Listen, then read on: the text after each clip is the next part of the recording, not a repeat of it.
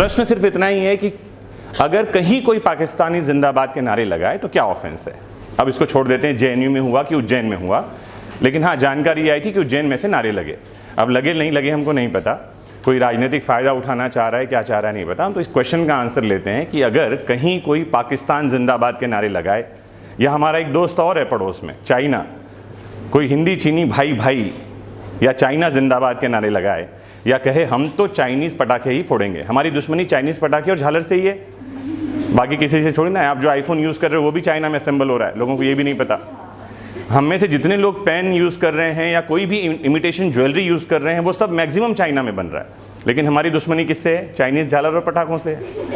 तो अपनी अपनी दुश्मनी को रखते हुए अगर कोई किसी ऐसे देश के जिंदाबाद के नारे लगाता है जो कि हमारा दुश्मन है, तो क्या आईपीसी में कोई अपराध है, कोई सज़ा हो सकती है? This is the question in short, जिसका मैं आपको आंसर दे दूं क्योंकि आपको ये पता होना चाहिए।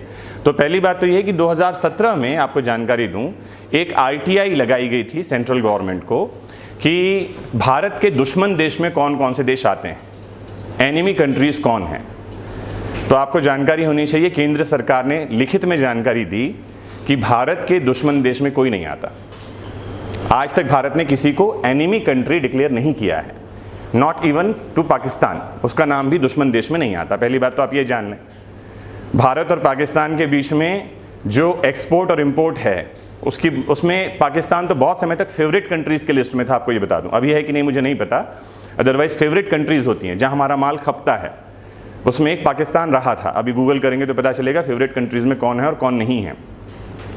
तो एक स्पष्ट बात यह है कि पाकिस्तान जिंदाबाद के नारे लगाना कोई अपराध नहीं है हमारी आईपीसी में तो कम से कम।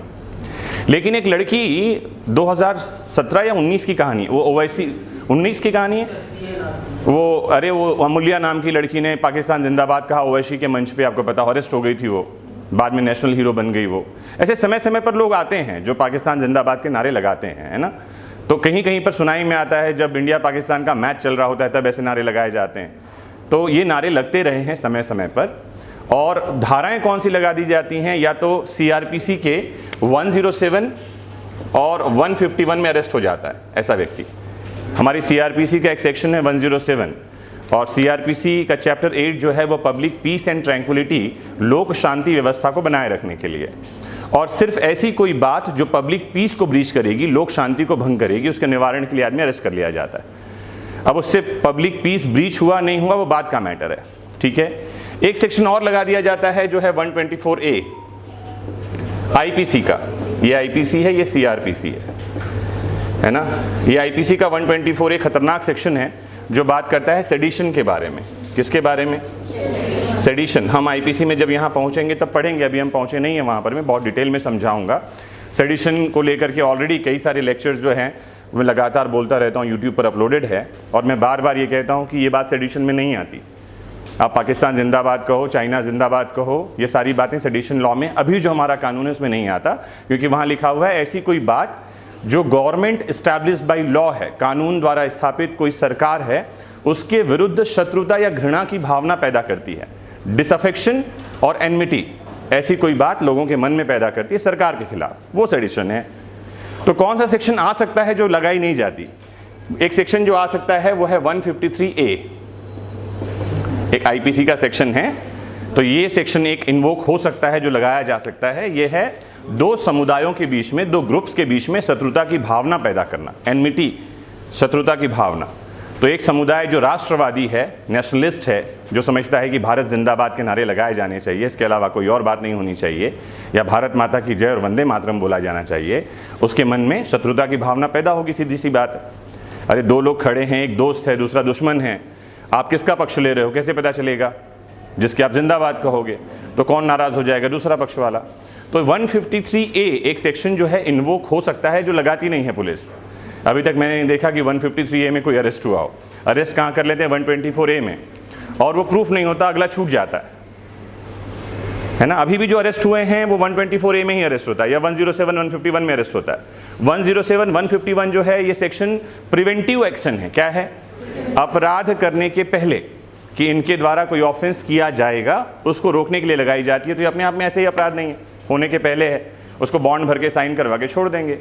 124 ये साबित ही नहीं होगा, तो सज़ा किसी को मिल ही नहीं रही है। तो पुलिस एक काम ये कर ले, अब से 153A लगाए तो काम क्या बनेगा, सज़ा मिल सकती है और क्या पता लोगों के दिमाग ठिकाने में आए। फिर एक बात और है, क्या हमको दूसरे देश की तारीफ करने का अधिकार है कि नहीं है? कुछ लोग जो समर्थक हैं अभिव्यक्ति की आज़ादी की, राइट टू स्पीच, आपको एक अधिकार मिला है 19(1)A में, तो वो कहता है आप किसी की तारीफ करो ना, क्या प्रॉब्लम है? जैसा उसने कहा, क्या नाम है इसका, दारा सिंह ने, कि भारत जिंदाबाद है, पाकिस्तान जिंदाबाद है, दोनों जिंदाबाद हैं, क्या दिक्कत है अशरफ अली को? उसने कहा ना पाकिस्तान जिंदाबाद है, कोई दिक्कत नहीं है, भारत भी जिंदाबाद है। तो कुछ जो अभिव्यक्ति की आज़ादी वाले हैं वो समझते हैं कि पाकिस्तान जिंदाबाद कहना उसकी राइट टू स्पीच का पार्ट है, चाइना जिंदाबाद कहना उसकी राइट टू स्पीच का पार्ट है। किसी को कम क्यों बताना? अपराध कब होना चाहिए? जब वो भारत मुर्दाबाद कहेगा, ऐसा कुछ लोगों का सोचना है। कुछ लोगों का सोचना ये है कि पाकिस्तान जिंदाबाद कहना इज इक्वल टू भारत मुर्दाबाद कहना। तो ये बहस का मुद्दा है, सरकार जब तक कोई स्पष्ट कानून नहीं बनाएगी तब तक ये ऐसे ही बहस चलता रहेगा।